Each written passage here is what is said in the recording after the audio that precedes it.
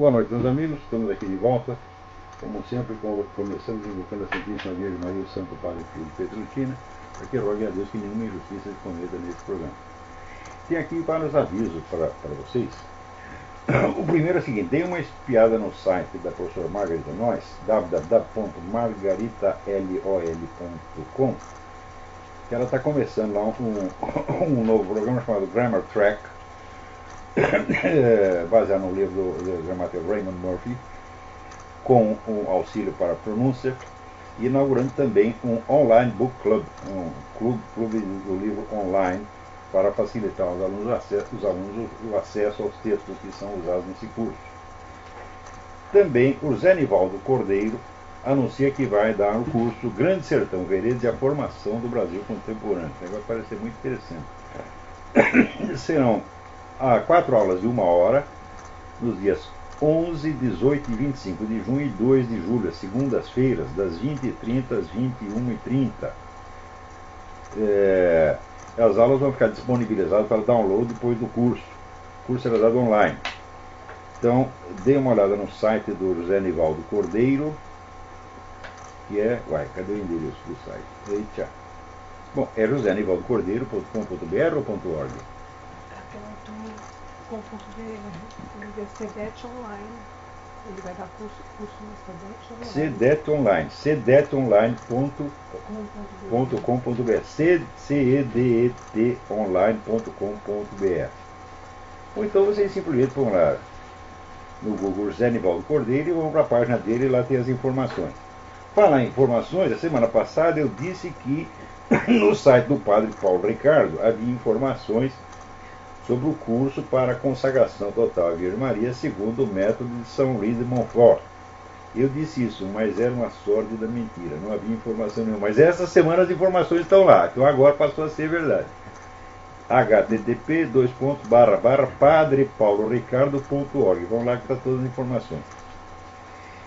Também eu recebi aqui um recado, não avisa, um recado da Mariana Descachate, dizendo: essa semana eu conversei com o pessoal da ANED, Associação Nacional de Educação Domiciliar, responsável pelo projeto de lei da homeschooling, e ela mandou um novo projeto, escreveu junto aos outros membros da ANED.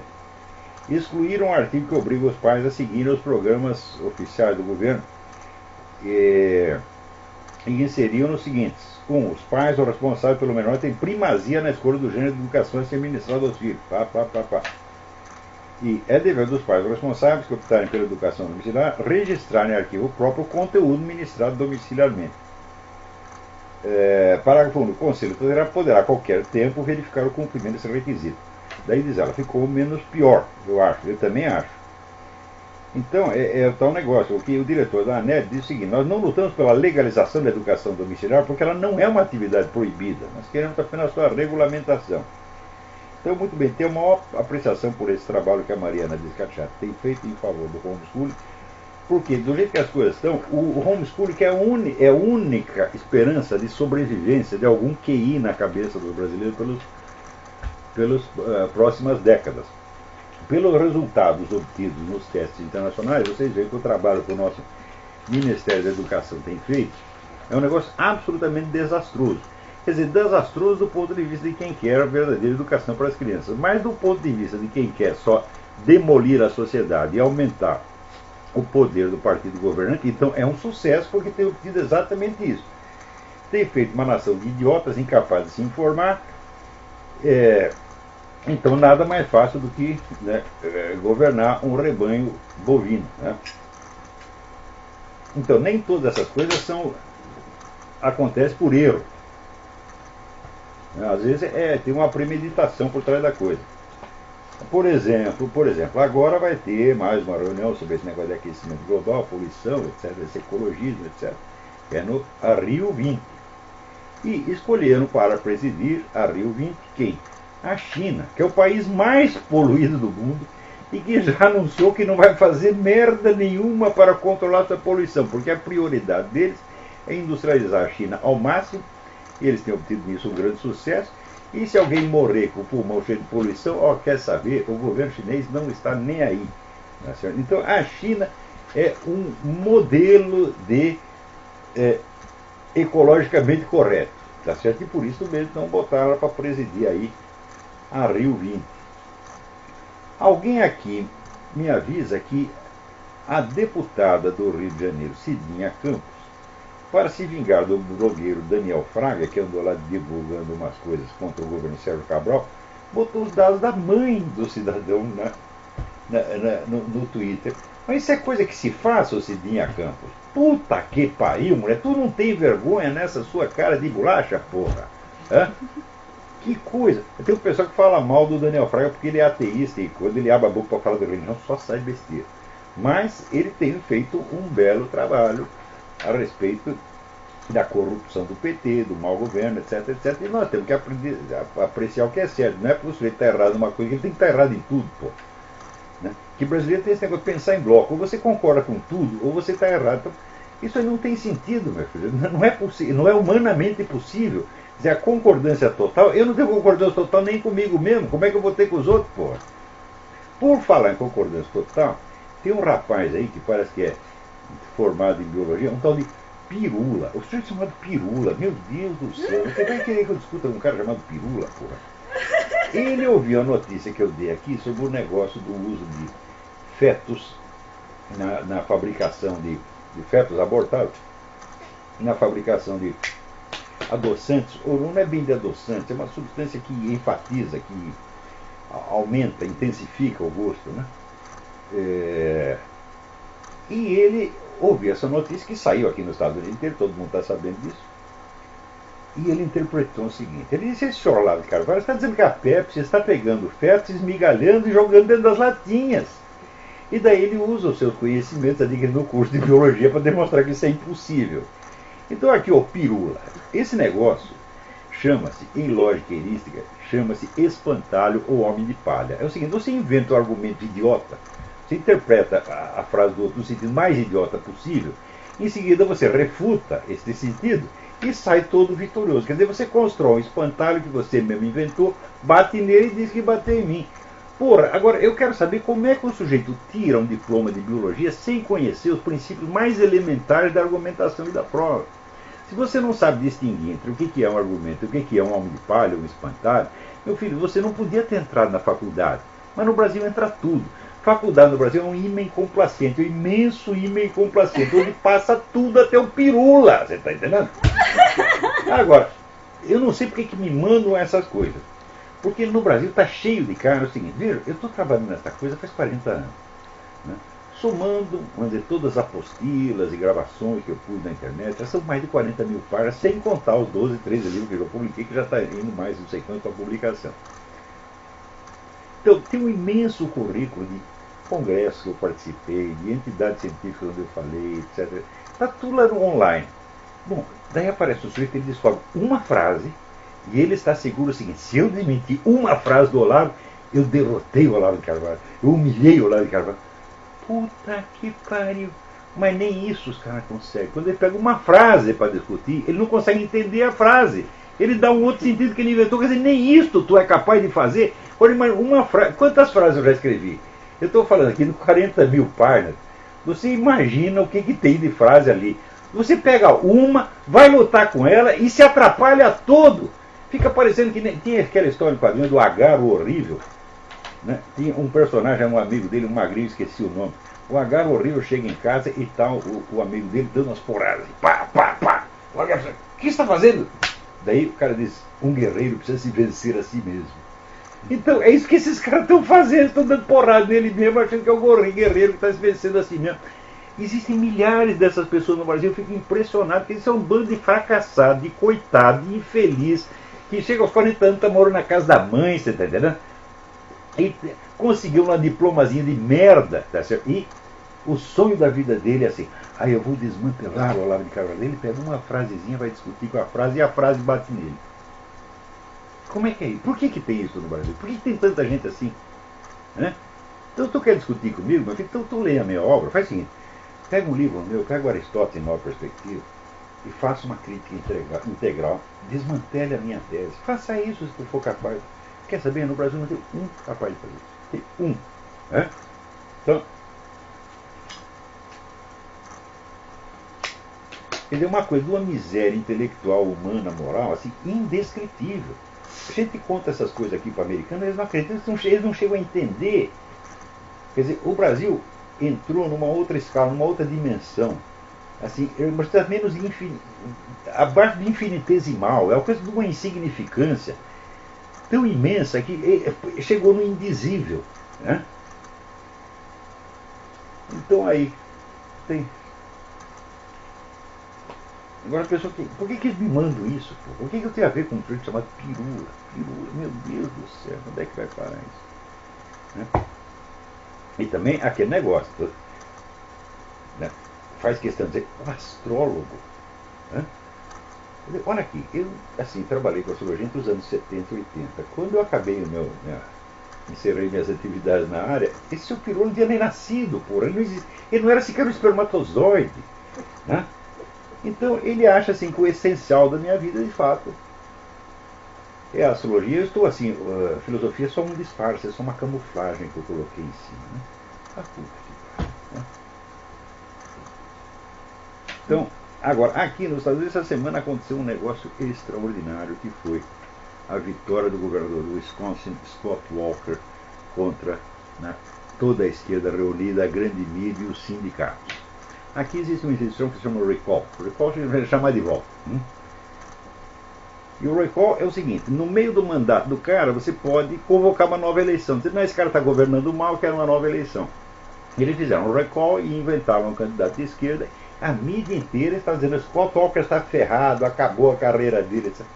O Scott Walker ganhou bonito, bonito. O que aconteceu? Né? Os caras da CNN, que estavam torcendo, ele estava entusiasmado, vamos ferrar com o Scott Walker. E parecia que ia chorar na hora que ele anunciou o negócio. O Scott Walker ganhou. A outro canal de televisão, que acho que foi o MSNBC, não é? Começou a noticiar o negócio dizendo o seguinte: não, a competição está dura, taco a taco, mas a essa altura já tinha contado de volta, já sabia o que o Scott Walker tinha ganho. Então o que eles fizeram? Mudaram a notícia, começaram a falar do negócio da rainha da Inglaterra. Quer dizer, o Scott Walker, ele não só humilhou esse esquerdeiro, como humilhou a mídia inteira. Foram todos feitos de palhaço. Eles botaram um carinho de palhaço na própria testa. Agora, atenção, gente, vocês. O pior erro que existe é você imaginar que as coisas importantes são aquelas que estão mais perto de você, que estão acontecendo no momento. Não é assim. Quer dizer, eu não faço esse programa só para comentar notícias da semana. O objetivo não é esse. O intuito inicial do programa foi simplesmente responder os meus e-mails. Eu recebo aí 700 por dia, então as pessoas fazem perguntas e querem saber sobre isso, sobre aquilo. Então, como tem várias pessoas que perguntam a mesma coisa, eu respondo para todo mundo uma vez. Então esse foi o objetivo inicial do programa. Mas respondo no sentido de orientar as pessoas e, de certo modo, criar uma atmosfera favorável para que eles estudem mais profundamente o assunto. Algumas das pessoas que começaram como ouvintes desse programa, depois viraram meus alunos no seminário de filosofia e estão progredindo barbaramente. Quer dizer, o crescimento intelectual dessas pessoas é uma coisa absolutamente notável. Então, o meu objetivo é esse, não é só comentar. Eu não sou comentarista de mídia, eu só uso essas notícias como um pretexto, às vezes, para instigar as pessoas a estudos mais profundos, de modo que elas cheguem a entender mais ou menos o movimento da história, o que está se passando em torno dela. Então, uma coisa como essa do estudo, acreditem, o que quer que aconteça no governo brasileiro, no STF, etc., não tem importância, meu filho. As coisas que acontecem aí são reflexo longínquo do que acontece aqui, do que acontece na Europa, e fim de papo. Então, vocês querem saber qual é o destino do Brasil? Vocês veem o que estão discutindo no governo americano, o que estão discutindo na ONU, o que estão discutindo na Rússia, vocês vão saber. Até o que estão discutindo na China.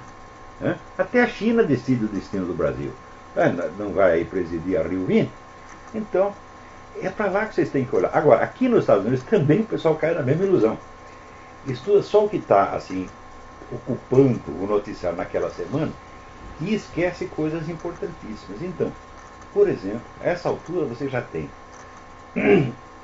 movimento ali no Oriente Médio, que está a onda de agora vamos derrubar os ditadores, vamos derrubar o ditador para botar o pior, evidentemente. Então, o Barack Obama está fazendo o diabo para entregar o poder no Oriente Médio à Fraternidade Islâmica, que é a organização mais anti-americana do mundo e que está por trás de todo o terrorismo internacional. E agora já comprovaram que dessas organizações que os Estados Unidos apoiam, elas já estão lutando junto com a Hamas, debaixo do Hamas e Al-Qaeda. Ora, isto, num primeiro momento, não chama muito a atenção do povo americano. Eles estão pensando na crise econômica, estão pensando no Scott Walker, nessas coisas, mas espera lá, é lá no Oriente Médio que você vai ver a verdadeira natureza do governo Barack Obama. Quer dizer, quando um sujeito sobe ao governo, sem que você saiba nada dele, com uma carreira que é totalmente escondida, porque o Barack Obama fez toda a sua carreira junto com comunista, terrorista, tudo o que tem de pior. Não se sabe sequer direito quem é o pai do desgraçado. E aquela história que apareceu aquele Larry Sinclair, que disse que teve relações homossexuais com ele e consumiu cocaína junto com ele. O Larry Sinclair, ele foi testado na máquina chamado detetor de mentiras, não passou no teste. Daí, ele disse que o teste tinha sido manipulado por um fulano de tal, que é um assessor do Obama. O assessor do Obama processou ele. O que aconteceu? O Larry Sinclair ganhou o processo. E agora acabou de ganhar o segundo processo. Então, aos poucos, o Larry Sinclair, que parecia um louco total, eu mesmo fiz a maior gozação com o Larry Sinclair, falei, do Obama você pode falar tudo, menos isso aí. Eu estou começando a achar que o Larry Sinclair tinha razão. Ou seja, nem esse capítulo da história do Obama se sabe. Outra coisa, saiu essa semana um depoimento de um colega do Obama, de que o Obama era o maior cocainômano no tempo da universidade. Ele era não era um consumidor, ele era absolutamente fanático. Tá certo? Era cocaína, era maconha, era tudo. Bom, os caras noticiaram assim 5 linhas. Ao mesmo tempo, deram um destaque imenso. Todo mundo, páginas e páginas, para dizer que o Mitt Romney é viciado em comprar cavalos caros. Então, o que tem de mais comprar cavalo caro? Ele tem dinheiro, porra. Compra o cavalo que quiser, compra o carro que quiser, compra avião. Mas, então você vê que a parcialidade da mídia para com Obama já entrou no negócio do fanatismo, da loucura, já passou do humanamente normal. Quer dizer, eu nunca vi uma coisa, tanta gente defendendo um cara que eles não sabem quem é. Um cara que está aliado a tudo quanto é anti-americano. E o pessoal tenta ainda manter aquela imagem do sujeito neutro, equilibrado, bondoso, o cara que ia promover a União Nacional. Mas o Obama é o cara que mais dividiu esse país, ele joga todo mundo contra todo mundo, porra. E ainda tem gente puxando o saco. Eu acho incrível que o Obama ainda tenha um eleitor, já é um sinal de que aqui, olha aqui, falamos ali, o mundo brasilianiza-se, tá entendendo? Os caras foram aí no Brasil e copiaram o modelo e estão aplicando aqui. Só que aí já pegou 100%, aqui não, aqui só pegou uns 40%, 50%. Agora, atenção para um artigo importantíssimo do meu amigo Cliff Kincaid. Cliff Kincaid é um dos homens mais despertos e conscientes que tem nesse país. É o homem que faz o site Accuracy in Media, AIM.org. Então lá, veja, o Cliff Kincaid, quando eu vim aqui no ano 2000, que eu vim aqui, 2002, eu vim aqui trazendo um monte de documento no negócio de Foro São Paulo para tentar alertar as pessoas sobre isso, mas ninguém queria ouvir. Até o editor internacional do Washington Times, o Willis Witter, quando eu falava assim, ele me olhava como se eu tivesse saído do Pinel. Ele dizia, quer dizer, você está dizendo que o Lula está aí aliado com os comunistas? Eu falei, é exatamente o que eu estou querendo dizer. Ele me olhava assim, até meio com medo, eu falei, acho que eu vou chamar a polícia. Daí, para não ser mal educado, chamou uma repórterzinha, uma estagiária que devia ter 12 anos de idade, e deixou ela me entrevistando e ele foi embora. Então, ninguém queria saber, só 2 ou 3. Agora, o Cliff Kincaid, não é que ele quis saber, ele veio atrás da gente para nos entrevistar. Ele ouviu falar, olha, tem um cara aí com os papéis, negócio de Foro de São Paulo, e foi correndo, ele estava no Hilton Hotel, ele foi lá para conversar com a gente. Você vê como o cara, isso é um jornalista, é um cara que quer saber. Não é aquele cara que já acorda de manhã com toda a noção pronta. Tem até piada, o Walter Winchell, famoso colunista aqui, Ele foi entrevistado quando era velhinho, e daí disseram para ele assim, Sr. Winchell, como é a sua rotina diária? Ele disse, bom, eu acordo de manhã e escrevo imediatamente a minha coluna. E o resto do dia o que o senhor faz? Bom, daí eu me esforço para que tudo aconteça do jeito que eu escrevi. Então, muita gente faz jornalismo assim, você está entendendo? Mas o Cliff Kincaid não, ele realmente quer saber o que está acontecendo. E ele alerta o seguinte, esse pessoal do Occupy Wall Street que está lá protestando, né, na reunião dos Bilderberg, é curioso que, para outras coisas, eles mobilizaram 20 mil, 30 mil pessoas, ali botaram uns 500, 600, e pior, tinha 500 caras do Occupy Wall Street e mais não sei quanto do Tea Party. Você já viu o Occupy Wall Street e o Tea Party, os dois ali de mão dada gritando contra o Bilderberg? É altamente significativo. Porém, o Cliff Kincaid avisa novamente o que eu já falei para vocês. Está lá o Alex Jones, né, fazendo barulho. O Alex Jones tem ligação com o governo russo, gente. E o Daniel Estulin também. Então é gente assim que ataca um dos pilares do globalismo para favorecer o outro. Eu já digo, vocês não vão entender merda nenhuma do que se passa no mundo se vocês não tiverem em conta aquilo que eu expliquei no meu debate com o professor Duguin. Atualmente existem 3 grandes blocos globalistas. Um bloco russo-chinês. Quando eu falei russo-chinês, muita gente riu, porque acredita que a Rússia vai para um lado, a China vai para o outro. Não vai, tudo isso. Há 40 anos, no tempo do conflito sino-soviético, já é tudo palhaçada, é tudo mentira para enganar o ocidental. A Rússia e a China estão assim, de mãozinha dada, como sempre. Essa semana mesmo o Putin estava lá de novo. Então tem o bloco russo-chinês. Você tem o bloco ocidental, que é os Bilderberg, o Rockefeller, essa gente do globalismo euro-americano. E você tem o bloco islâmico. Esses 3 blocos são imensamente poderosos, econômico, financeiramente. O bloco ocidental é imensamente mais poderoso que os outros, mas ninguém se compara. Por exemplo, se você somar Rússia e China, o poderio militar desses dois é um negócio incalculável, né? E o pessoal islâmico tem a seguinte vantagem: eles estão em toda parte e eles penetram em tudo, você está entendendo? E obtêm vantagem atrás de vantagem. Então é como se dissesse, olha, militarmente o bloco russo-chinês é o dominante. Culturalmente não há quem possa com os islâmicos, tá? Eles abrem espaço em tudo quanto é lugar. E financeiramente é a turma aí dos Bilderberg, né? Então são esses 3 blocos, eles às vezes colaboram, às vezes disputam, às vezes se ajudam, às vezes um puxa o tapete do outro.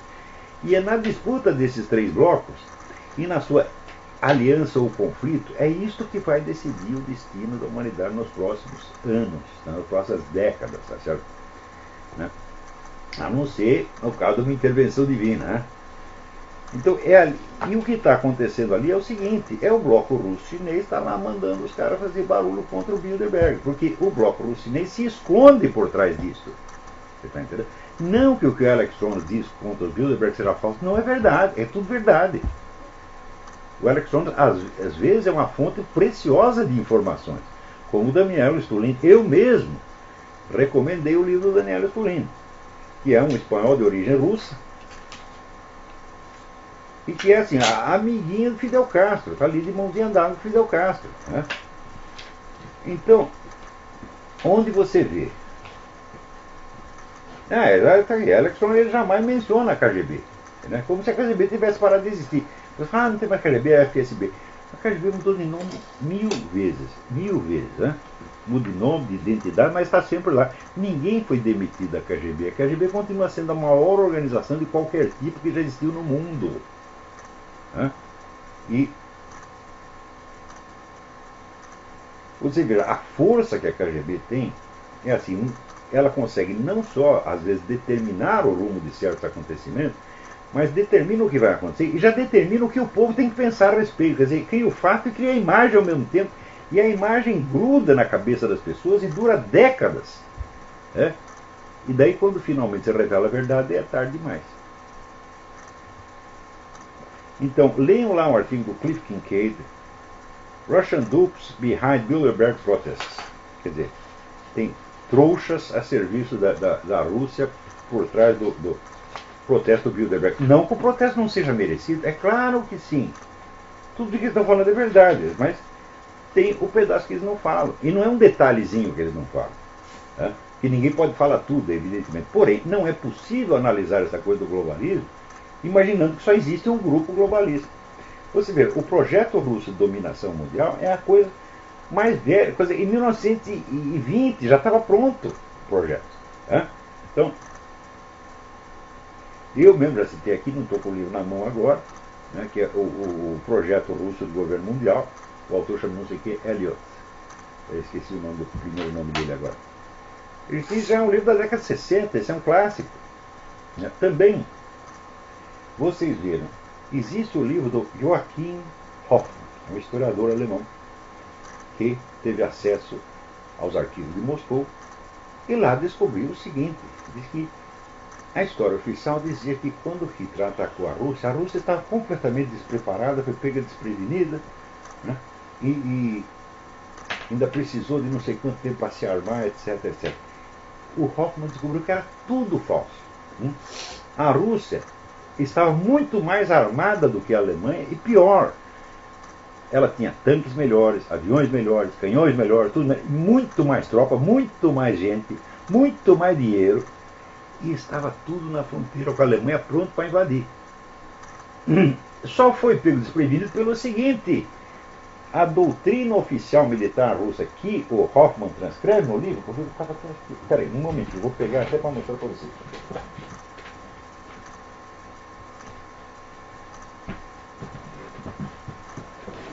Aqui, Stalin's War of Extermination. Né? A doutrina oficial soviética era o seguinte: o território soviético é inexpugnável. Portanto, todas as nossas forças armadas têm que ser preparadas para uma guerra ofensiva, jamais defensiva. Então Stalin só foi pego de calça na mão nesse sentido. Ele está lá com um exército ofensivo montado na fronteira e não tem, né, meios de defesa a curto prazo. Então, ou seja, a guerra defensiva é uma coisa assim, vai se travar, evidentemente, no seu próprio território, e esse tipo de arma e de tropa que você precisa é completamente diferente de uma guerra ofensiva. Por exemplo, numa guerra ofensiva, você precisa de um monte de aviões de longo alcance, bombardeio de longo alcance. Mas o bombardeio de longo alcance não serve para você defender o seu território. Então foi por isso que Stalin ficou perplexo, não porque a Rússia estivesse despreparada. Ao contrário, estava preparando um ataque e pior. A ordem era guerra de extermínio, matar até o último alemão. Então, estavam os dois lá dando sorrisinho, trocando beijinho, Stalin e Hitler, e um por trás, cada um tentando pôr no cu do outro. Porque ninguém se odeia mais do que duas facções revolucionárias. Quando o movimento revolucionário se divide, eles odeiam muito mais um ao outro do que ao burguês. Então, é exatamente o que aconteceu. Então, Stalin estava pronto para invadir a Alemanha quando Hitler se antecipou e invadiu a Rússia. E o Stalin ficou perplexo porque isso desmentia toda a doutrina militar soviética, né? E não porque estivesse despreparado. Então, o Hoffmann divulgou isso aí. Por quê? Porque finalmente teve acesso aos documentos dos arquivos de Moscou, que estiveram abertos durante um tempo e fechou de novo. Essas pesquisas mostraram o seguinte, que boa parte da visão que se tinha da história do comunismo no Ocidente tinha sido forjada pelo próprio governo soviético e repassada servilmente pela mídia ocidental.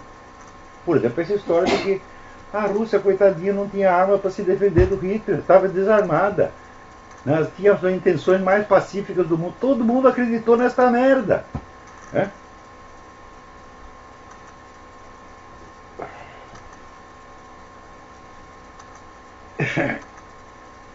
Então, esse negócio de mídia, gente, é coisa muito mais séria do que vocês imaginam. Mesmo o pessoal que constata essas coisas, eles falam assim, não, tem um viés esquerdista, um viés liberal, etc. É muito mais do que isso. A função fundamental da mídia nos últimos 20 anos é censura, é ocultar. Fundamental. Então você não pode confiar em grande mídia, em grande imprensa, de jeito nenhum, de jeito nenhum. Você tem que procurar, enquanto pode, você tem que procurar as fontes diretas na internet. Quanto mais próxima da fonte original estiver, melhor. Por exemplo, essa coisa toda de Barack Obama, não é a opinião dele sobre nós. Se você vai lá, você vê o documento com seus próprios olhos. Né? Agora, quando você encontra um caso como esse Barack Obama, quer dizer, uma fraude monstruosa, quer dizer, é um blefe, o maior blefe da história universal, é normal que as pessoas não entendam o que está acontecendo. Assim como no início, quando apareceu o negócio do mensalão no Brasil, mesmo depois de descobrir o mensalão, qual é a preocupação de preservar a imagem do presidente da República? Até os tucanos preservaram a imagem do Lula. Tem gente que preserva até hoje. O Gilmar Mendes, quando divulgou essa conversa que ele teve na casa do Nelson Jobim, o repórter forçou e perguntou: então quer dizer que foi o Lula que inventou tudo isso? Ele tirou da seringa. Então, esse negócio de proteger o presidente acima de tudo virou-se um mandamento divino. Então você está vendo o que o cara está fazendo, mas é aquele negócio do Groucho Marx: você vai acreditar em mim ou nos seus próprios olhos. A função fundamental da mídia é essa: sobrepor as impressões aos fatos. E você só fura isso se você for no documento original. E tentar raciocinar com a própria cabeça. E pior, você tem que estudar a metodologia histórica, a teoria da história, essas coisas, senão você não entende. Quer dizer, o noticiário hoje virou uma coisa para ser decifrada por estudiosos, por eruditos. O cidadão comum está completamente desarmado perante isso. Porque todas essas técnicas elas levaram décadas para ser concebidas. E foram criadas por gente muito especializada. Isso começa com Edward Bernays, que era o cunhado do Freud. Ele foi o primeiro, o sujeito que inventou a profissão de relações públicas, que foi contratado pelo John Rockefeller. Sabe a história do Rockefeller? O Rockefeller tinha lá a mina, fizeram uma greve na mina e ele mandou matar todo mundo. Daí ficou todo mundo odiando o Rockefeller, ele não podia sair na rua, porque o pessoal daí ia dar um tiro nele. Daí ele falou: pô, estou ferrado, preciso limpar a minha imagem. Ele contratou esse Eduardo Bernays para criar uma melhor imagem dele. E o Bernays, de fato, limpou, e passados uns 10 anos, todo mundo viu o Rockefeller como um grande filantropo, um grande amigo da humanidade, etc, etc. Então, desde o tempo do Bernays, que isso aí foi na década de 20, as técnicas de propaganda, de manipulação da opinião pública, viraram uma obra de engenharia, gente. Isso não é brincadeira, isso não é teoria da conspiração, porra. Né? Então, bom, muito bem, pode dizer que nem tudo está perdido. Essa semana saiu um artigo do Sr. Sidney Silveira, chamado A Neurose na Filosofia. É um artigo que eu li e falei: olha, está aqui, está tudo certo. Tudo que ele escreveu está tudo certo. É perfeita a análise que ele faz, né? Em que ele analisa, vamos dizer, quase psicanaliticamente o espírito da filosofia moderna e contemporânea, dizendo que a inspiração dela é puramente neurótica, um delírio de grandeza. Tá? Então, tudo isso está ótimo. Só que é o seguinte: eu escrevi isso 30 anos atrás. Está lá nas minhas apostilas. Então, quando um brasileiro chega a entender o que eu disse depois de 30 anos, é sinal de que ele é um cara muito inteligente. Muito. Porque no Brasil não é que as pessoas sejam naturalmente burras, não são. Isso aí, tem centenas de professores estrangeiros que lecionaram no Brasil, eles ficam impressionados com a seguinte coisa: as crianças brasileiras são excepcionalmente inteligentes quando tem 7, 8 anos. Quando chega aos 14 já emburreceu completamente. E é esse o problema. Porque você não tem material, não existe, a sociedade brasileira não tem amor ao conhecimento, ela despreza o conhecimento, ela só gosta de exterioridade, ela só gosta de fingimento. Então, por exemplo, entre um conhecimento e o diploma, o sujeito escolhe o diploma, evidentemente. O diploma sem conhecimento fala alguma coisa. O conhecimento sem diploma, meu filho, eu tenho conhecimento sem diploma. Né? Eu sei o que é isso no Brasil. Isso não é nada. Infelizmente, eu não sou um camarada que tenho grandes pretensões. A minha única pretensão é foi exatamente fazer o que eu estou fazendo. Eu não tenho nenhuma ambição além de ser o que eu já sou. A minha única ambição, quando eu morrer, eu quero o perfeito arrependimento e o perdão dos meus pecados. Isso é tudo o que eu quero. E se eu tiver isso, eu estou felicíssimo. Né? Para este mundo aqui, eu não quero mais porra nenhuma. Eu sou ser realizado feliz. Tá certo? O que eu vou querer? Um diploma de doutor honoris causa? Enfia no cu! O Bruno Tolentino uma vez estava trançando os pauzinhos com a turma da última. Não, nós temos que dar um diploma de honoris causa. Quem vai assinar a porra do diploma? Hã?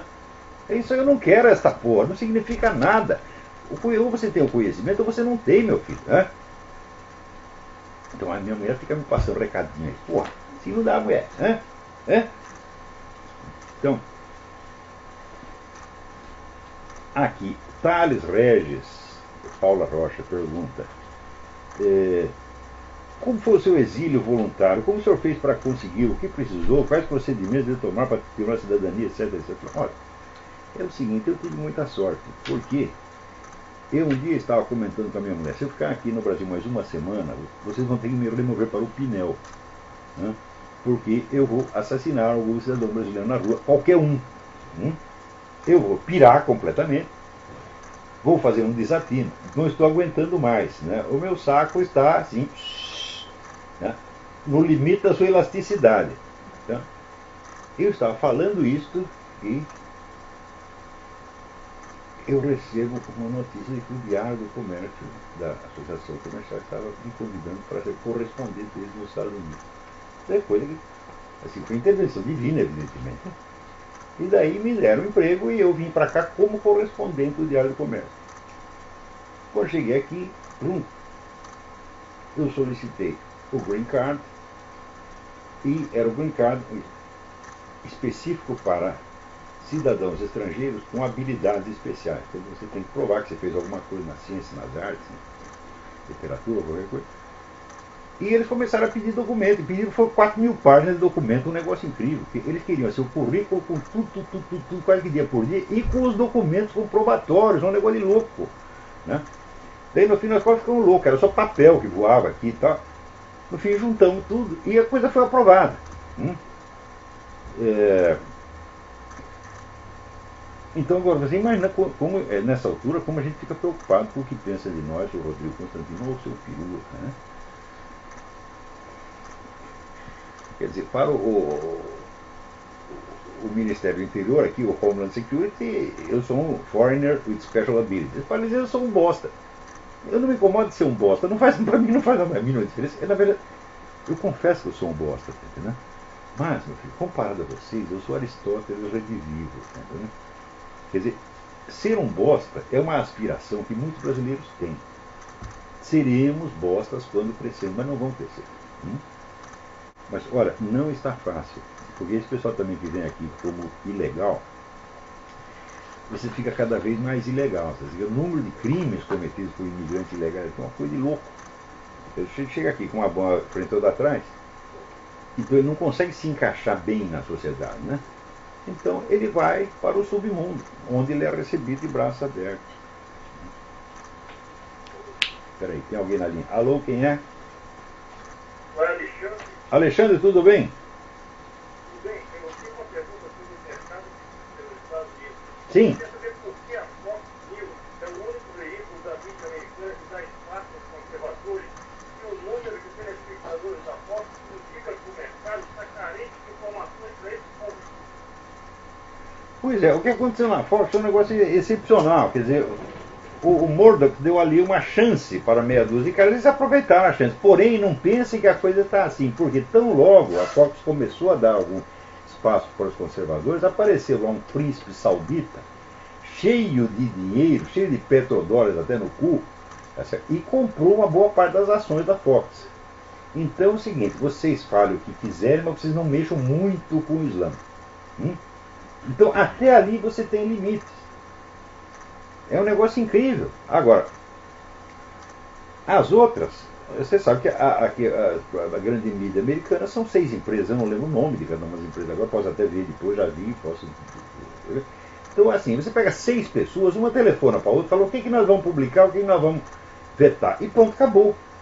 É que nem no Brasil, é o sindicato das empresas jornalísticas, né? Se reúne, são 15 pessoas, 18 pessoas, falam, olha, nós vamos publicar isso e isso aqui nós não podemos publicar, e pronto, acabou, vetou. Por outro lado, dentro das redações, você tem os comitês internos, né? Você tem as células internas. Do Partido Comunista sempre teve isso. Então, o dono do jornal chama lá o chefe da célula comunista e diz, olha, vamos entrar num acordo. O que vocês querem vetar, o que nós queremos vetar? Então você não fala disso, eu não falo daqui, pronto. Entre os comunistas e os potentados da mídia, tudo se decide. Um manda na redação, o outro manda no departamento comercial. É assim que se faz. Sempre foi assim. Só que, nos últimos tempos, a propriedade da mídia concentrou muito. Então você não tem mais concorrência praticamente. Você pode verificar pelos jornais brasileiros. Você compra todos os jornais. Um dia você vê que eles são todos iguais. Não é, antigamente você tinha uma concorrência. Por exemplo, eu lembro o tempo que tinha a tribuna da imprensa do Carlos Lacerda e a última hora, que era do Samuel Weiner, que era aliado do Getúlio. Era um jornal jogando pedra no outro, não só eles eram politicamente opostos, mas um era inimigo do outro, um queria fechar o jornal do outro. Todo dia tinha denúncia, xingavam pra caramba. Eu falei, isso acabou. E isso é a democracia. Né? Agora, se você chega na França, por exemplo, até, sei lá, o Figaro, que é o jornal conservador, e o L'Humanité, que é o jornal do Partido Comunista, eles estão iguais. O que um diz, o outro também diz. E o vocabulário politicamente correto, esses 30 ou 40 chavões sobre os quais eu tenho escrito no Diário do Comércio, esse vocabulário invadiu tudo. Né? Agora, veja que coisa. Semana passada eu falei dos 43 processos movidos pela Igreja Católica contra o governo americano. Não sai uma puta de uma linha no New York Times, não se fala na CNN. Quer dizer, é uma onda de processos que jogam contra o governo americano ao longo de toda a história. Ninguém fala nada. E o negócio do Wisconsin, eles só noticiaram porque eles estavam seguros que o Scott Walker ia se ferrar. Né? Como deu o contrário, eles imediatamente botaram. Ah, pior. A mídia tentou silenciar o negócio. E ao mesmo tempo, no Twitter, no Facebook, teve epidemia de ameaças de morte ao Scott Walker. Assim, vamos matar o Scott Walker, tem que matar o filho da... É assim. Ao mesmo tempo, é incrível. Essa semana chegou aqui um livro de um cara que é da Academia Americana de Ciência Política. O livro chama A Coisa Está Pior do que Nós Pensávamos. Né? Está acusando os conservadores republicanos de radicalizarem. Esse pessoal de esquerda, para dizer que é para matar o outro, não custa nada. Você tem aqui dezenas de professores que chegam na universidade, não, precisa exterminar a raça branca, eles falam isso e não tem problema. Agora, se você publica, por exemplo, 100 negros bateram num branco, daí todo mundo diz, você é racista. Mas se o racista diz que tem que matar todos nós, não é racismo. Porra! Então, a mídia está toda assim, porra. Agora, você veja que coisa. Esse mês descobriram que um monte de componentes comprados na China para armas americanas vem tudo quebrado, falsificado, ferrado. Quer dizer, é um boicote. Né? Isso é um ato de guerra. Porque quem está vendendo isso não são empresas particulares chinesas, é o governo chinês. E o governo americano é tonto o suficiente para comprar peça na China. E a China já manda o negócio quebrado. Isso é um ato de guerra. Talvez essa seja a notícia mais importante do mês. Ninguém noticiou. Isso aí só saiu muito discretamente. Saiu, deixa eu ver, no Olha Daily. As coisas saem no Olha. Bom, tem vários sites que saem. O Drudge Report, né? O próprio Washington Times, que fala o que quiser do Reverendo Moon. Mas o Reverendo Moon, ele dá total liberdade aos seus redatores. Quer dizer, o Washington Times é um jornal conservador porque os redatores são conservadores. Não é porque o Reverendo Moon mandou. Ele não manda nada na redação. Eu tenho depoimento pessoal do Robert Royal, que é um colunista. O Robert Royal é mais católico que o Papa. Tá? Ele vai lá, só defende a igreja católica o tempo todo. O Reverendo Moon nunca deu palpite.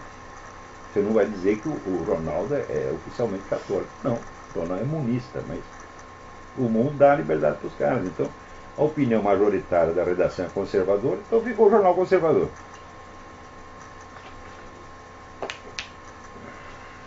Agora, imagina, por exemplo, sei lá, você já pensou, os Estados Unidos, na década de 30, comprar peça para arma na Alemanha, né?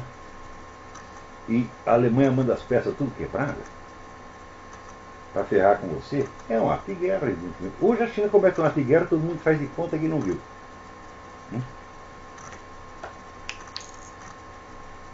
Alô, quem está na linha? Opa, quem é? Aqui é João que fala. João, tudo bem? Tudo bem, eu estou numa rádio hoje e eu não sei se o senhor ouviu isso, mas parece que ninguém viu isso no Brasil, porque eu vou aprovar uma lei que a pessoa que presa portando droga, ela pode carregar até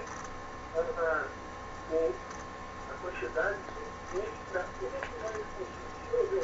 Houve, não, isso é verdade, é assim, tem esse projeto sim, e eles vão aprovar essa merda. É? E no Brasil é o seguinte, você é proibido de fumar tabaco, mas você pode fumar maconha, pô. Aqui é a mesma coisa, você vê, essa semana o homem lá de Nova York, o Bloomberg, ele proibiu de vender Coca-Cola de 2 litros, né? E baixou uma instrução igual com maior tolerância para com o usuário de maconha. Então proíbe a Coca-Cola, libera a maconha, porra. Hã? Sim, sim, sim. Quer dizer, o mundo está numa crise de senso das proporções, numa crise de discernimento, que é uma coisa aterrorizante. O mundo está parecido com o filme do Fritz Lang, o Dr. Mabuse, que o criminoso está lá no manicômio judiciário, e de dentro do manicômio judiciário ele faz uma revolução, espalha o terror por toda parte e manda no país.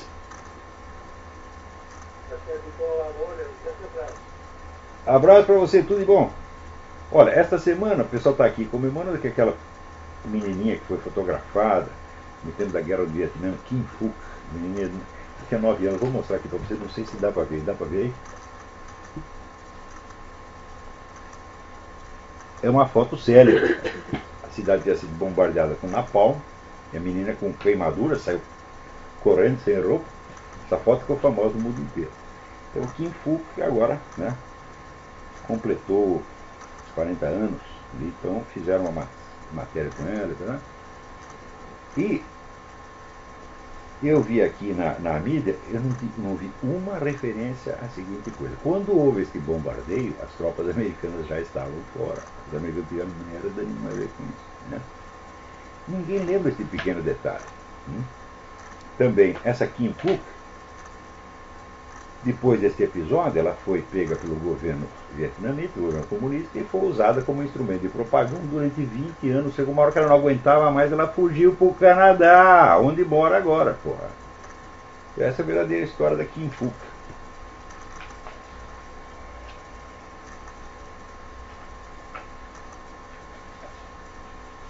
Agora,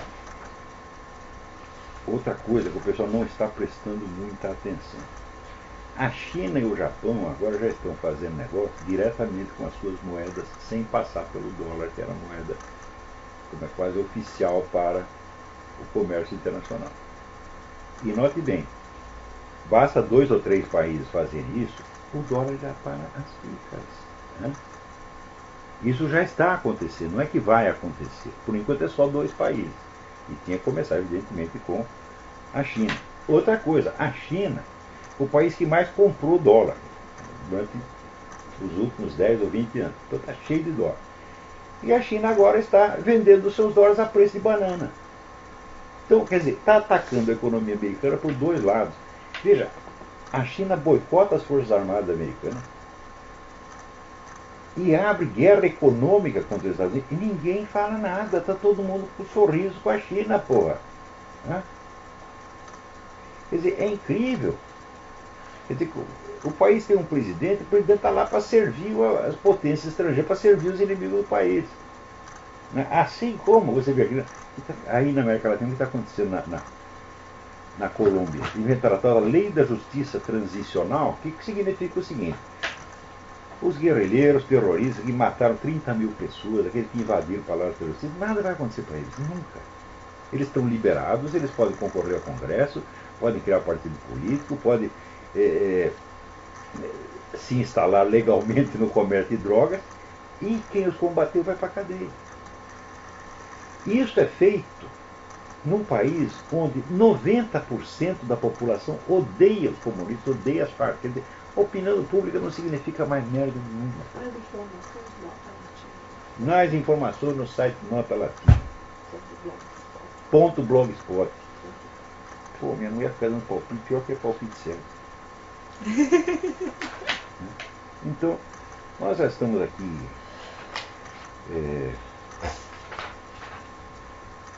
terminando.